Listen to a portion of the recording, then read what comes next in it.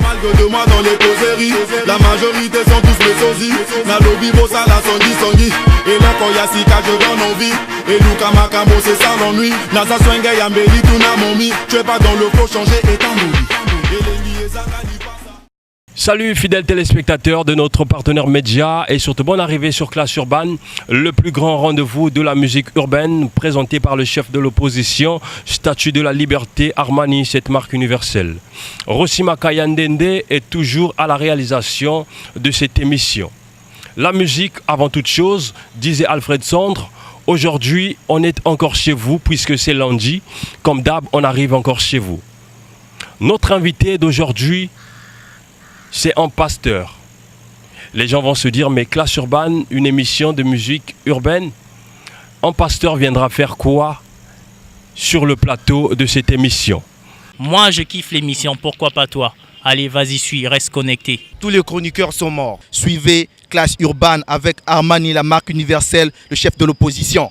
Notre invité d'aujourd'hui, Évangile selon Pasteur Karakoul. Pasteur Karakoul, bonjour et surtout bonne arrivée sur Classe Urbaine. Pouyaka Shawei, mon Nankolo Armani, Mboteatro. Merci na banjimi Nankolo Nyoso ba mon télé. Merci na baye Nyoso o ba bena ba staffé quoi veut dire na kishinga pe ba bengi baye à côté baye rapport passe Romo Sakola quoi. Armani, merci à trop pour l'invitation et ça linga bien. Alors Pasteur Karakoul, n'habitez ceux qui te parlent en français, tu na lingala, mais l'émission c'est un peu plus le Frenchy puisque c'est le côté hip-hop de cette émission. Alors Pasteur Karakoul, pourquoi déjà pasteur alors que tu es dans le hip-hop? Avant de répondre à la question, c'est bien de répondre à la question au français to lingala. Pasteur aye mon voisin un interprète. Donc mon connaisseur un interprète norbet lingala interprète beta en français quoi. Donc amito yonde faut à l'interprète pour ça là. Mais pourquoi pasteur? Parce que musique à Congo est on a besoin bébé. Parce que nzamba na posa mutu moko boya côte ça pena makambo naye partout. Makambo pena nzambe suka minga na église, tango na zandu.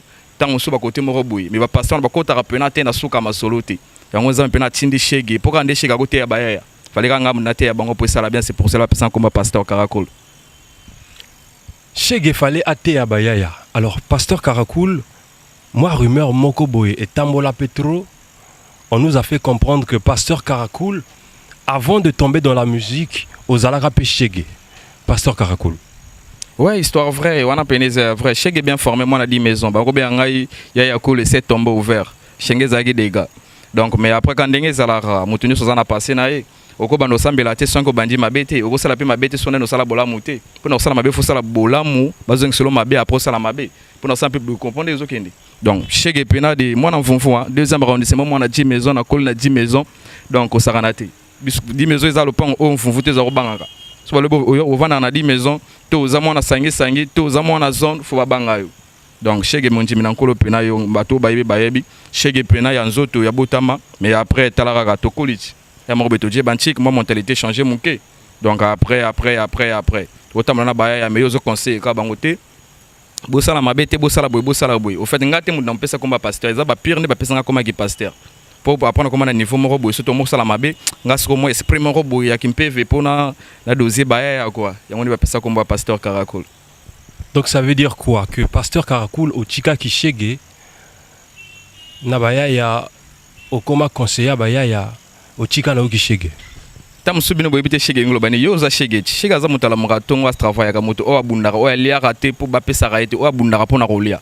C'est lui qu'on appelle un chege. Chega te putain monsieur no bula moyibi so gende ni te chega za courageux. Vous comprenez? Il y a le moto betana baya dans le bas nini et tumba la vie, il faut to bunda ta lelo to da me ko de lo bito ko dunda. Do bitumba la vie za pona ba chege. Faut to bunda ra ta le to da me ko de lo bipena munene royara. Chega za moto o alura bulo. Lo yo za chege poza na birote. Do o to na birote za chege pozo bagarre kana vie et simba quoi. Et lo ba venanga ti Carson ke bitumba en comité mais il y a boulot. Donc, bongo. Mais c'est vrai, tu t'es défendu, mais la rumeur n'était pas dans ce sens-là. Rumeur est zalaki que Pasteur Karakoul, Chege donc, il y a ba Chege, Oroiba Moto Chombo, au Kimina Ngope. Ah, ole bela soko de do asitema Kepex. Non, mais baya tout pena mbote. Mbote ya trop kochola ngote poza mosala bato bafuta banda kunango. Vous comprenez? Et na baya pena vana pena kwa mbo sentir qui est ce qui est texte moins type colosse Mickey ezate. Moi futa ki shinga Mbappé ezate. Donc ezana baya ya makambo vite et la mutunyoso. Toi mususu ko yibana nzela. Toi mususu ko yibana pale. Lisuma mukeza la raté. So mo mutayibi na nzela c'est na pale zala kita yibina libanda. Mais nazo pesa conseil te yango nde mona na beta ba MPV wana eza pona ko éduquer baya koloba ya ke non bo banga nzambe poso so banga nzambe ko yiba isute. So zo banga nzambe ko sa sumoninga mabete so banga nzambe ko yina sumoninga na ote. Et so comprendre. Donc ezaka bongo quoi. Ezaka bongo. Mais à travers le clip qu'on vient de suivre tout à l'heure, Pasteur Karakoul, Ozoloba, Oyako Sombela Pasteur Voiture, Ale Kalibosu. C'est une façon pour toi aussi de critiquer un peu les pratiques des pasteurs, ce qui se passe dans les églises. Ouais, bon, ils ont critiqué. Au fait, ils ont réalité, ils ont vérité. Ce que l'église, au monde n'a jamais église au Balbabotia Mabonzate. Au monde, église, tout, il y a le monde, Bachara Mabonza. On a critiqué mon touté. On a dans le lobby, oh, yanga, tout le monde a l'église. Non, on ressemble à tol pour l'église, à tout le monde Monsapi. Au tomboli Monsapi. On ressemble à Jeko, à tomboli Monsapi. On ressemble à pasteur, à Moussous, non, on sur le bague, on ressemble à pasteur et grand placement. Dans le lobby, on ressemble à pasteur voiture. Donc, ils ont gagné mon rôle, on ressemble à pasteur. Téléphone, ouais, on ressemble à pasteur. Bon, ce qu'on ressemble à Moussal ensemble, ils ont m'abêté. Ils ont le Armani Bonga, Pena Montimina, Armani Sommelang à ta carte à crédit. Est-ce qu'ils ont m'abêté? Ils ont m'abêté donc. Ils ont bon, on a choisi mon toté. Le bandé m'a comme on attend dans l'église quoi. Mais après, bah, pas se taper, bah, s'il là, hein, parce que tu es partout. Pasteur Karakoul, bah, il se prend pour qui? À se permettre à dévoiler bah, ma camomisu sur les carans na coulisses, na rache bas église. Mais yo au Dieu en gros donc il y a coucou au tien on emploie ça. Ouais, les cambolobi on a zoga ngota na kina braza, na les gars qui émission ya moko boy na braza. Dès que na vidéo qui émission na souka pena na zo ba appel mo gito côté hein. Na zo ba appel mo pena ya bien té. Bat mo ma soko bien ngai na ndenge mo ki boete yo pena le ba komba nzambe na ndenge ki mabe. Mais est-ce que pasteur au à terre en église est-ce qu'il y a kota rapena té na kacha ba boîte de nuit à kota raté au banga no soka koti ba lo banaye ki à kota ki na boîte sera faux pasteur té. Alors que ça ba tumsu sur mona à la Mourara, donc à la 4 heures, chaque 4 heures 30 fois là. Ce temps on a 4 heures, on a 15 heures. C'est quoi ça, on a ton temps qu'on est kilit. Est-ce que vous comprenez? Quitte ça, 8 heures, 10 heures, ce temps on est à terre ou là la raga. Parce qu'il y a Azala Ming dans la boîte. Ce temps quand on a pas de yoga, ce qu'on PV. Est-ce que vous comprenez? Il y a yoga, ce qu'on PV. Tant que Mikolo yoga, Jérémie 3, verset 3, on a péné ça des gars. Est-ce que vous comprenez? Il y a yoga, ce qu'on PV. Parce que ça m'a bien mort, ça l'a noté. Que ça m'a bêté, ça a qu'aucune église. Église, il faut aller partout. Tant l'église a pas sorti ma cambo pena, mais cambo tu za kitoko. Faut pas que tous les ratoki dans l'église. Ba pasteur mon pasteur osuka kaka. Na zando mon yiwana ka adi mégaphone na ye na zando ba tchaka ba tenten. Na ngana diamba kuta kuta kate kuta ba ba meladiamba oko tate. Poko na ba robetai. So ngaso na kocha yiki na wana shega kochi. Fona kisa kula baya. Ponga nena ulo nga pena na kota partout. Na kota pena ba église na kochi pena kuti pe ba serment beto solo li. Ponga pena ke na ba église. Na ke église na yo ka pasteur abeta na ye tout. Na zupe ndamu na ngai ndamu na zuana lokwa bango bakota kate na ba boîte de nuit lokwa bakota kate na banganda soso bakota kate partout oyo ya mabeza lara ngande na kota kuna yongona ke na église na yibi maele wana na meme ngo siko bipa ya bayaya po omoni Yesu tango yaka ki abeta mafimbo azonga po azala shegete so azaki shege balimba kumisai po ba shege bamona oh ndeni nyamo ya lo besima kamoko zanga tina faleka monde ko baiki ezo comprendre so azaki shege mbela azonga te balimba bete peta yongo nzamba lobi atinda shege pour contrôler pe ba shege quoi. En tout cas, très belle ambiance. Ça se passe comme ça avec le pasteur Karakoul. Vous avez compris que l'évangile d'aujourd'hui, hein, Zapar Strauss, en tout cas, il y a Lelo, il y a Boena Nezalate. Pasteur Karakoul, Pasta, un pasteur sur le plateau de Classe Urbaine avec le chef de l'opposition Armani la marque universelle. Pasta, on va respirer un peu en musique. Hein. C'est comme ça, je sais que Picolimba, Malawi, Deutsch Mouyetou, toute la famille qui aime bien cette émission. Vous êtes déjà assis chez vous en train de suivre cette émission. Moi, je kiffe l'émission, pourquoi pas toi? Allez, vas-y, suis, reste connecté. Tous les chroniqueurs sont morts. Suivez Classe Urbaine avec Armani, la marque universelle, le chef de l'opposition. Pour ceux qui viennent de nous rejoindre que maintenant, sachez que vous êtes bel et bien sur MCR TV et l'émission, c'est Classe Urbaine avec le chef de l'opposition. On respire en musique avec un groupe du côté de Makayabou. Le numéro d'aujourd'hui, c'est un numéro un peu plus spécial parce que aujourd'hui, je ne vais pas utiliser le rap français. Quand je parle du rap français, c'est ceux qui rappent en français. Aujourd'hui, le numéro, puisque je suis avec le pasteur, je suis obligé d'utiliser le Kituba et le Lingala. Moi, je kiffe l'émission, pourquoi pas toi? Allez, vas-y, suis, reste connecté. Tous les chroniqueurs sont morts. Suivez Clash Urban avec Armani, la marque universelle, le chef de l'opposition. Mamambanda, un très bon morceau signé CBMC, un groupe de Makayabou. Dans cette chanson, les amis de Makayabou nous font comprendre une chose. Les femmes qui arrivent souvent dans les foyers, qui viennent rencontrer le mari avec des enfants déjà. Rares sont les fois où ces mamans acceptent le mari avec les enfants. Très souvent, les enfants ne font que subir. Est-ce qu'il faut encourager ça, les mamans? Est-ce qu'on est obligé de faire souffrir les enfants du mari? Je ne pense pas.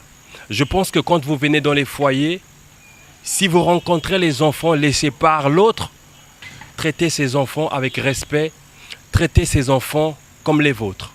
C'était juste une parenthèse de Clash Urban, mais le pasteur est celui avec qui nous sommes en train de développer dans cette émission.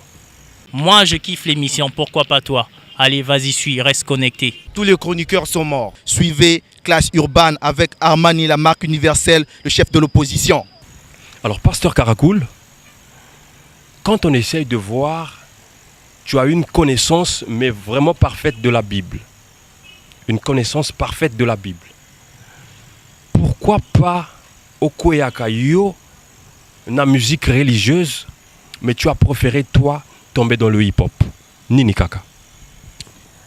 Ouais, Armani, au moins que na musique na yeko to na changer mission non le baraba français ko chine lingala. Bana pena ya sefumu ba sepeli Jafre dollar a sepeli petit na ngai Alvin kula sepeli. Vous comprenez? Donc ngana mutu moto na yaka funa mimelo kwa sika. Na yaka te biloko basala déjà. Vous comprenez? Ba yeto ba imbaraka makamanza mifo yo kaka oh Nzambe te. Ya moko ya père mo na mutu moko pefi. Ndeko pesa mabonza. Nzamba ko pambola yo ozoluka libala pesa mbongo na sambela po na yo atakoza na fasa konko. Balobe kozwa libala na palais bazongisi. Vous comprenez?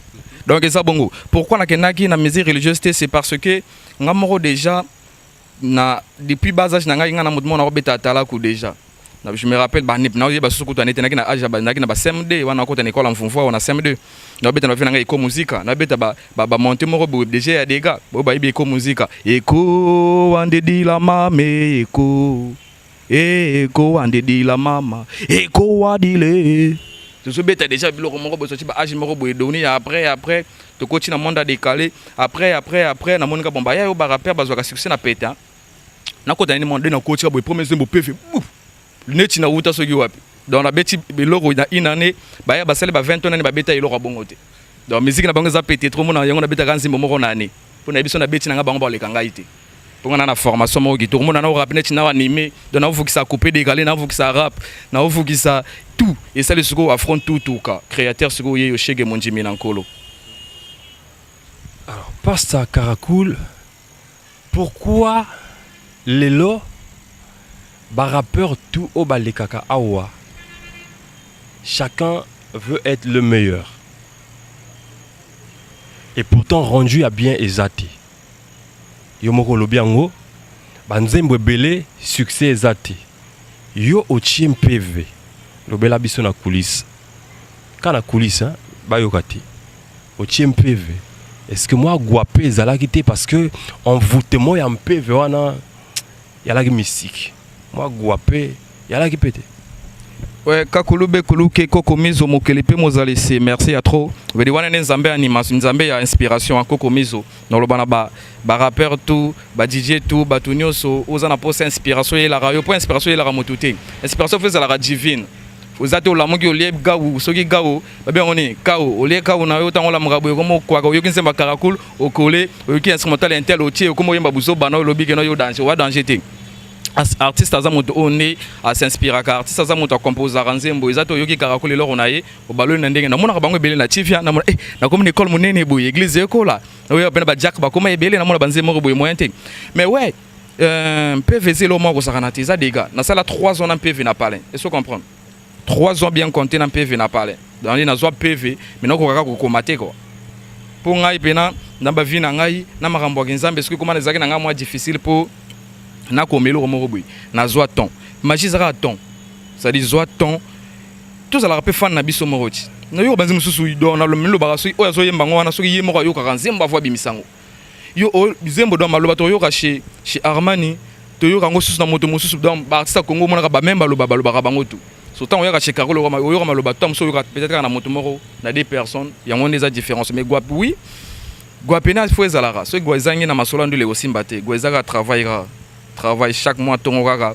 ofongoli mwa mongongo na mwana libongo ofongoli mwa mongongo esali boza pe na mwasi alengaka okwa soza na mwasi lokolo ngai pe kitoko wa bilaka yo partout a pe so ba conseil ça la bien Pasteur Goua travail na boité malheureusement bino tout oboyaka awa soki to banolo ba makamba Goua boloba ka travail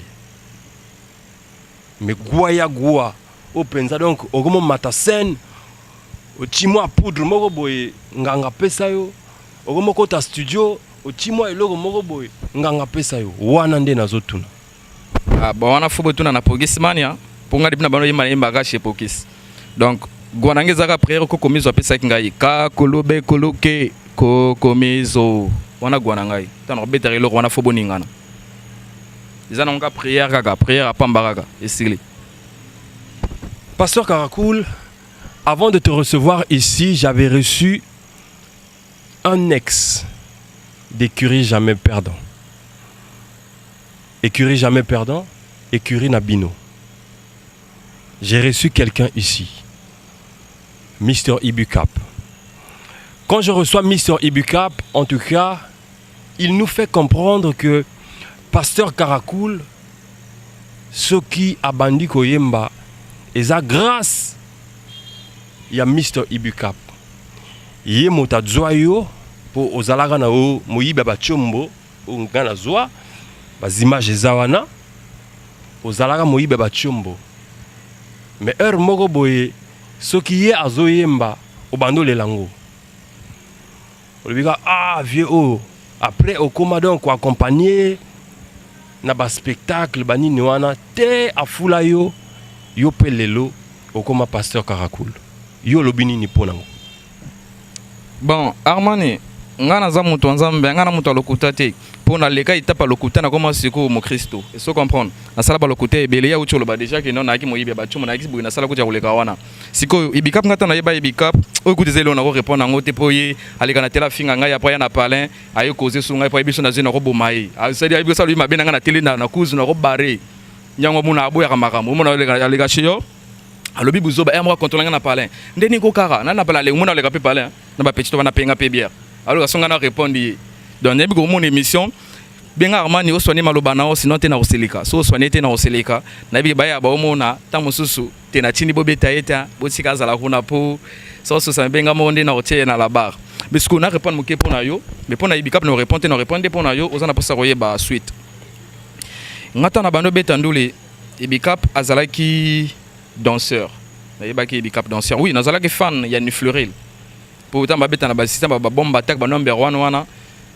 Ngai gutu na sala po bango ba lia ba million na ilora MTN. Fan pena tembi Pasteur Karakoul ba yebino kaka biso de na masana nga chocolat. Tu sais comprendre. Eh tout ça ba lia ba 1 million na bilora ba MTN ba beta ki na mpita ezoni lo mo côté conseil tout ça les na mpita awa. Tachi luta. Tu sais comprendre.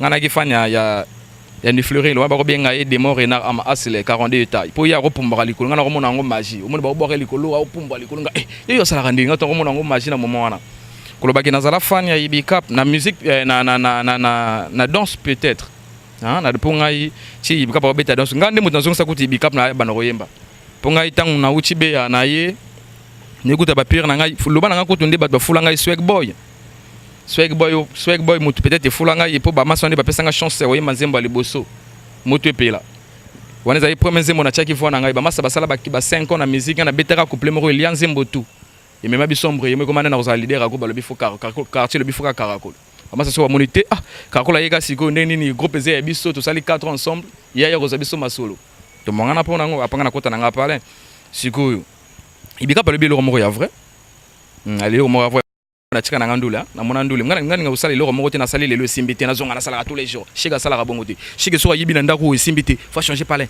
so legi momi simbité faut changer et so comprendre rodement dika ko bano ke une fois na bien le bien na ko chika musique aloba nga po ni le bi pour na o se retrouver te ngana linga na lia so na liete na zonga ki moyibi nga funa lia pe na fuma kambo simba so simba shenga te ki to te et so comprendre mais oui c'est vrai moment na tika na makama ndule ibika pa bien une fois je me rappelle grand frère moko moto invité qui est na show na une explosion ibika pa benga ngai ouais Karakul me falo le ka boy o chanter na biti ngana ko mo sambela ko benga su Karakul te fanga benga frère intel des matins après rappeler sur ngabolo ko la mona mai a rappeler ko ko tangena spectacle wana ko la Martine na kana su ko musoja peut-être pena chemise dans la bête aspect mo boy ko producteur na bango mais nazaki rappeur sur scène na vidéo na beti bonanga beta ki ya kotu boal et sima na ngo pété la longola kal après na kita na nga palin mais pourquoi ibika pa benga ngai parce que qui jamais perdu zelo na ngai na créer na pire na nga DJ Chocolat.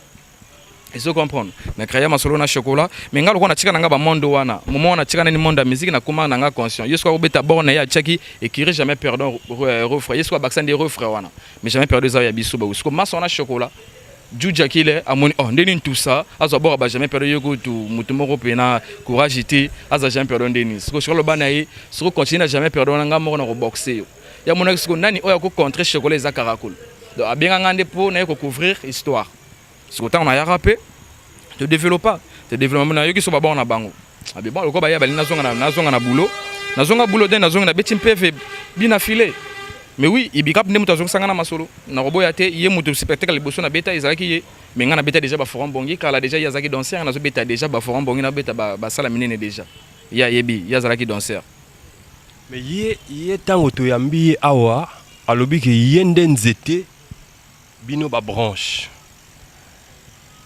Donc nzete bino ba fruit na ye. Mais oui. Donc nzete ba fruit na ye nde bino. C'est-à-dire bino bobimi à travers succès na ye bino siko bo profiter bo sala banzela. Ah mais oui, Azan a raison. Au moins est-ce que son mbuma nzete ko bima. Nzete bima rate nzete po bima fo mbuma nde zala nanu.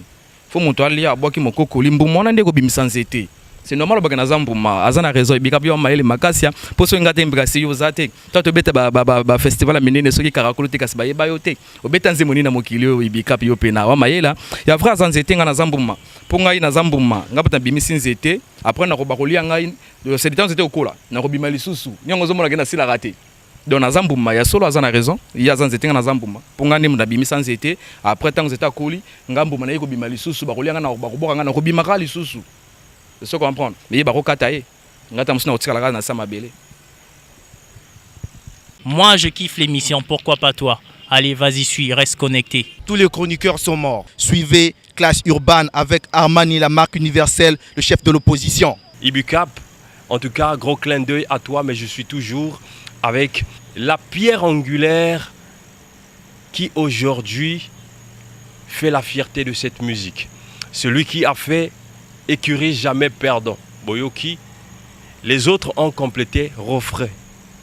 Mais celui qui est à l'origine d'Écurie jamais perdant, c'est celui-là.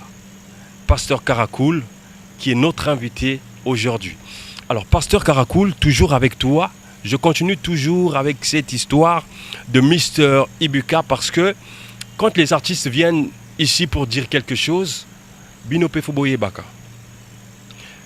Écurie jamais perdant, lui il était là, mais après Abimanaye à Kenda. J'ai demandé à Mr. Ibuka pourquoi avoir laissé tes frères. Écurie jamais perdant, Bomi Bengami ba frère.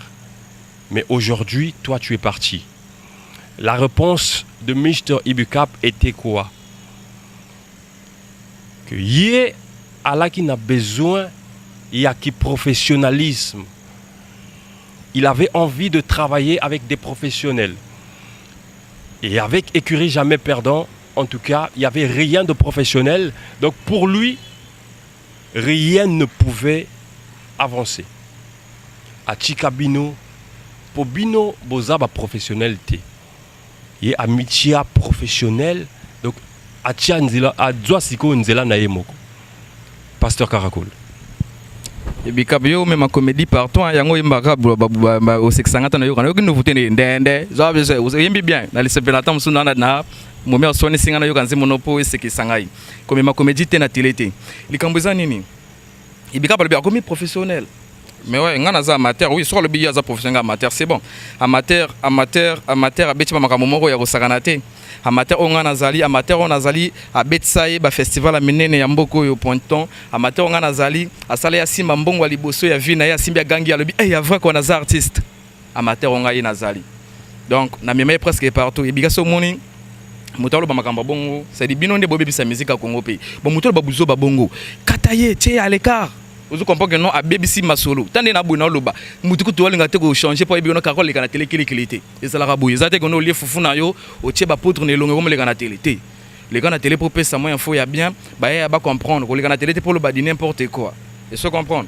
les gars na télé pesa la bien to le kana télé ba non ya za amateur bon yé muto comme professionnel nini o déjà asali na ki professionnel na yinga on za amateur na sali ba o ça dit présent na ngai za rêve ya ba vie ba banda musique ki kala comme de koyaka na ngai kaka 3 ans yango kana sali na comme na 4e année na imika 3 chansons kaka 3 chansons pamba na beti ba braza kilikili awa na okimata jambala bakalate na robeta na koleka pe bozo ba image na beti ba festival minene na mboko yo kaka na ki amateur na ngana 3 ans na ngai ya pamba kaka na ucho za trophée bis to lebela makambo o ya trophée oyo na lekat na tele na trophée te pona nini on ende ba keso fotu na kaka ko lobanga makambo ibika pita za comédien beta makambo ya ka ko banga na te tozo ya ba sa venturier to beta fo makambo ngana ngosona na ibika pite ibika pa yebi makambo na sala naza na posa ko bango na télé te ibika ba sala pe ebele pona ibika ba somelanga bilamba ibika ba somelanga ilamba hein abiki wana lobango po bozala ki ba fruit na ye faut aller sabino achabino à l'aise na le pona ni na somelanga bilamba ko yeba na minute na fo au moins soton lingelo fo ce qui logo zo sala logo sona ibiki non pona armani na kolega na télé fonga na bila armani to na tia l'aise pa tiko tikangai po yepa so longa na groupe za pona voyage à Dolisie lobate za pona voyage à Brazza lobate ngai na za artiste naza sollicité ngaba bien ngate autant que kirige ma période bien autant que pasteur Caracol et ça se comprendre balbi Caracol vient à Dolisie mais faut me maraka mutu moko po yo bimbo kandenge za na me marate quartier tout que na Dolisie minga naza na 2 personnes na groupe na ya bon ya yo faut za na tandem ngana ke na masa o na ni dol to vibra pas tant to vide to rozonga to zio bon tant comme na Dolisie bon Caracol az artiste bat ba rêver na Dolisie ba mona été so tant comme na Dolisie siko banzele fongwami e comme bankai ba sibiti ba lutete ba ludima na to beta on a beti ba 6 mois ba elwana to to beta ba mboka wana tout siko tant to chiki tala ka mvumvu eloko en fait de fait ngana pesa kana ngai bikap torte quartier na biso mvumvu eza faux quartier eza quartier mo pena mabe na ko pa niveau mo Christo zalaka yemo ko na mvumvu wana ba biso bazalaki te po chimambi ezebele. Moi je kiffe l'émission, pourquoi pas toi? Allez, vas-y, suis, reste connecté. Tous les chroniqueurs sont morts. Suivez Clash Urban avec Armani, la marque universelle, le chef de l'opposition. So tant zongi sikoyo. Nga pena ki na projet JF na mata braza pour na festi brava. O bazoki des artistes ngai na grand frère ngai to kenaki braza to représenter masolo kitoko. Na moni bon. Ngai des ana ngai na kenena docteur na Dolisie tant to zonga. Na mata siko na ya ibikap na braza.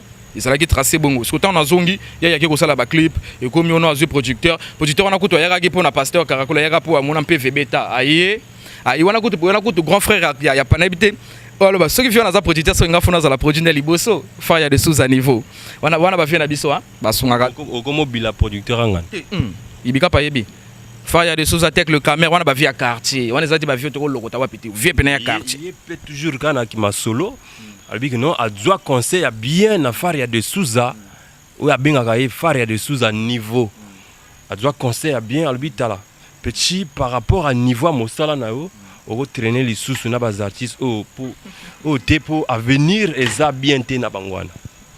Pasteur Caracol a bimisa nzembo depuis 2017 tele na une année plusieurs mois na yemba raté mais na yo kama raté lelo bango ba yemba nzembo comme na mona ba parler petit na bango tu nzembo bimi toujours raté motema pe carton na te nzembo nezaki meilleur nzembo na ngai avant ebima metanga bima vraiment nazaki dessus Mr. Bikap yo ebina ni point na loba bongo na ebisi mo début jusqu'à la fin chéri nanga motema e komi tango na la téléphone ezoso ne chéri nanga zorode.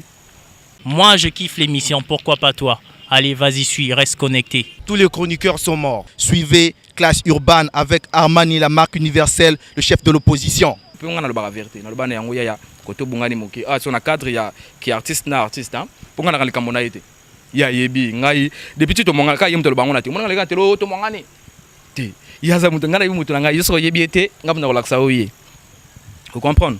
Donc ya za mutu ngai na za likambo na été. Fa ya za via palin. Oh, ngamo kaka. Numéro za na ko benga pe fa ya fi ndeni. O ka petit le kana palin to so na biso. Ce qui fait na comme producteur c'est que ngapi fona za la produit à wana. Pour wana ba vie ba sali biso to za la moko boye ba mouvement ba yi ba vie ba osunga sunga ka ndenge za la. Vous comprenez? Via ya pas mouvement. Mais moi na maya balola quand ndenge za la serpentage à serpenter ma solo et ko felité mais le lot to suki wapi. En tout cas, je suis avec le pasteur Karakoul. Ne zappez surtout pas parce que la vérité, c'est ici. Évangile selon pasteur Karakoul.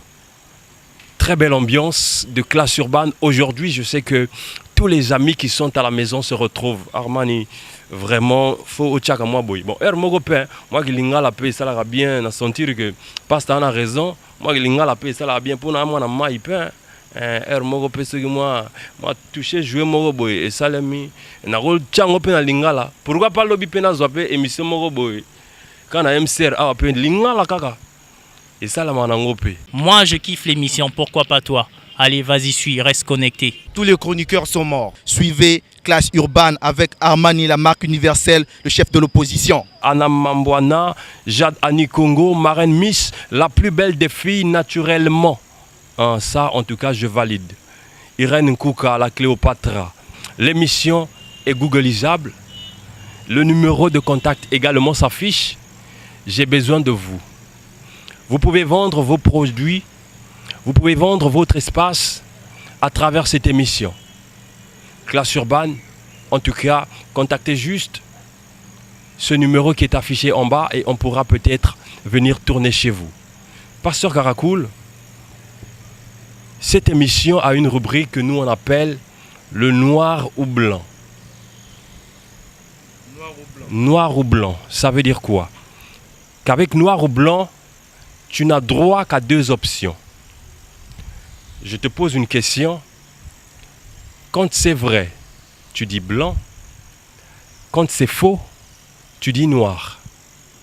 Est-ce qu'on peut aller, pasteur Karakoul? Ouais, on peut y aller. Johnny Karakoul, c'est sûr qu'il y a aussi l'ango. On a petit frère propre Johnny Karakoul. C'est sûr qu'il y a aussi la koto. Il y a les langues trop. Conseiller Francky Maïma, je sais que la jeunesse est au cœur des très bonnes actions. Zapar Strauss, noir ou blanc, il y a pasteur Karakoul et Kouyi. Et Kouyi, hein? Noir ou blanc, il y a pasteur Karakoul. On va aller avec le pasteur Karakoul. Noir ou blanc, c'est maintenant sur Classe Urbaine. Again and again to be the best. Pasteur Karakoul.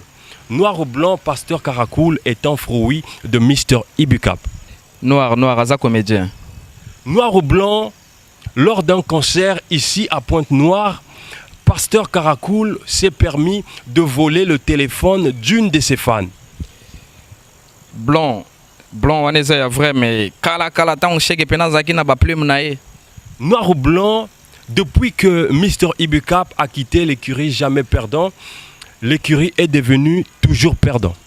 Non, c'est noir parce que je joue tous les week-ends.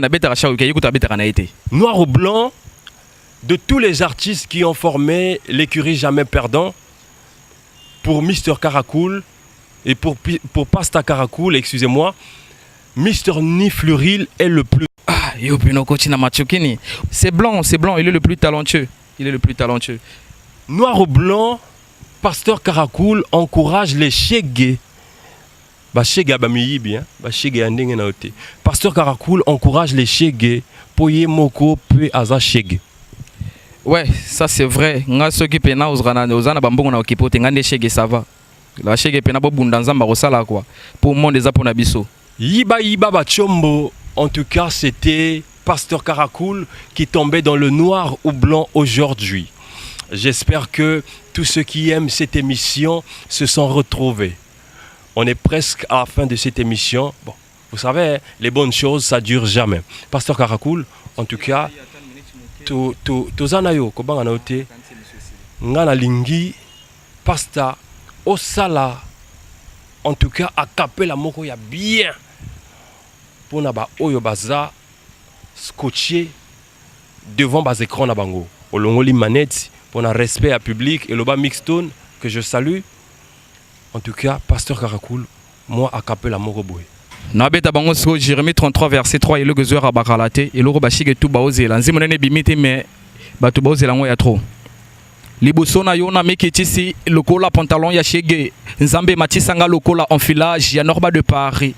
Salelanga Papa salelanga bikamoa depuis mpe satana je m'en fous chilelo na obinisa baleki na mama bakamwe lupango nanu na sombete mutuka nanu ekotite kokomizo boni boyeko yonde mokeli pe mozalisi mopesi mabala pe mobikisi papa ya ba orphelin mobali ya ba veuve nzambe sala bashege bazwa lupemba basi ya ndumba mabala vedeke shega lelika ka depuis mpe satana je m'en fous chilelo na obinisa lupango ezana ngote mutuka ezate sikopona ina ko bagana ngande leader nga boste ndeko pesa mabonza nzamba kopambola yo ozoluka libala pesa mbongo nasambela pona yo atako zana fasa kon okozwa mobali sur la show okozwa mobali koria un peu de chweke banji mitokanga manaseko kuno akubulumuka moto wapalangana te ozoluka mwana kota na chambre tobuka makino atana menopause okozwa zemi vedike shengo okozwa bazemi kobuka na te sur la show. Moi, je kiffe l'émission, pourquoi pas toi? Allez, vas-y, suis, reste connecté. Tous les chroniqueurs sont morts. Suivez Clash Urban avec Armani, la marque universelle, le chef de l'opposition. En tout cas, c'était Pasteur Karakoul sur le plateau de Clash Urban. Mais Pasteur Karakoul, moi, question est rapide. Depuis que ça là PV, est-ce que ma mère peut besoin ma balle? Ouais, bah écoute, ma balle y a danger. Ma balle y a danger. Ma mère besoin mon banduma pena. Ils allaient sur Kochi Boitibo, son chicken de boîte penando. Ah, DJ Journée. Merci à trop. DJ Journée. Na ebi po yo ebi po na lobi bongo. Ngana za ko na Kochi na kachi loko wana piramada banduma tu ba ofuka mapo pasteur à Kochi. Je sais comprendre donc ko tarabu na otam na opambola baya bado ba o ba kota ki parla ba o ba ko yibarate ba o yiba ba o ba ko teka kate ba o teka ba o ba ko ni donc buka na tenga na pasteur ba shege izaka bongo. Na repesa mbote na ba pasteur tout pe ya ville, pasteur Francis, ba pasteur basé belé ba mbuta na biso pe bazali, ba imam pe bazali bino tout bozo ba mbote pour ça la bien quoi. Merci. En tout cas, Clash Urban recevait pour vous aujourd'hui Pasteur Karakoul. Le Pasteur Karakoul, c'est notre invité. C'était notre invité et il sera toujours notre invité aussi. Ne vous inquiétez pas, avec le temps, on aura peut-être la deuxième version de cette interview. Alors, Pasteur Karakoul, moi, je vais voter pour Tokabani déjà. Mbote ya trop na grand frère propre Scanel Zenden, mbote ya trop na Monica Obongi, mbote ya trop na la petite Préfina, wani wana encadrement chéri na ngaya. Mbote ya trop na viena ngai Ibrahim Mekana, mbote ya trop na bashege nyonso na lobelika moko pe avant na pesa mbote ya suka na komoloba ngana za shege ngana mutu abini sarabaya ngana za te ono na pona vana na mvumvu na vana siafumu na komi soki américain soki arabe te ngana za shege baya bino boy pona loba bongo zatina no beta na bamvungu kuna bobi milanga ba sentir suka ona yoni ya manani ya matenga na za charger anniversaire na kota partout ponga na bini saka shege tu soko bina ngai te beta ngai mais soko bina ngai ko mekate ponga na leader na yo na bini saka so na chiki miziki yo bina su te po ba yemba kitoko te soki ngate o bina su nani ba botira ba jeona ngaso na ko ina mabele ya batutu na za kwa caméléon na ozo ba couleur tout. En tout cas, c'était Pasteur Karakoul sur le plateau de Clash Urban avec le chef de l'opposition. On est arrivé à la fin de cette émission. Rossi Makaya, propose-nous ce que tu vas nous proposer. Mais pour nous, c'est déjà la fin. Contactez-nous via ce numéro qui est affiché en bas. Mais continuez également à nous suivre à travers notre chaîne YouTube. Armani, c'est le chef de l'opposition qui était chez vous. On se dit donc au revoir, à la prochaine. Pasteur Karakoul, en tout cas, Tossil ici pour la Lelo. Merci. Ça parle que de moi dans les causeries. La majorité sont tous mes sosies. Na lobby bossa la songi. Et là quand y'a sika je donne envie. Et Luka Makamo c'est ça l'ennui. Nasa swenge yambeli tout na momi. Tu es pas dans le faux changer et t'en Et les liés